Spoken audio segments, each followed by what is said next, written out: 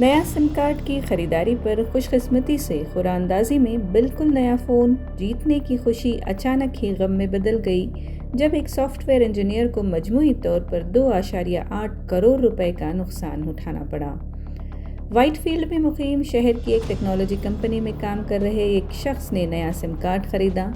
جس کے بعد بذریعہ پارسل انہیں ایک نیا موبائل فون بھیجا گیا اور بتایا گیا کہ وہ ان لکی ونرز میں سے ایک ہیں جنہوں نے کمپنی سے سم کارڈ خریدنے پر خوراندازی میں انعام جیتا ہے۔ اسی خوشی میں متاثرہ شخص نے اس گفٹ شدہ موبائل فون میں سم انسٹال کر دی، لیکن فون میں پہلے سے ہی ایک اپلیکیشن موجود تھی جس کی مدد سے ملزمان نے اس کی تمام ذاتی معلومات حاصل کر لیں اور متاثرہ شخص کے بینک اکاؤنٹ سے 2.8 کروڑ روپے آن لائن ہی نکال لیے۔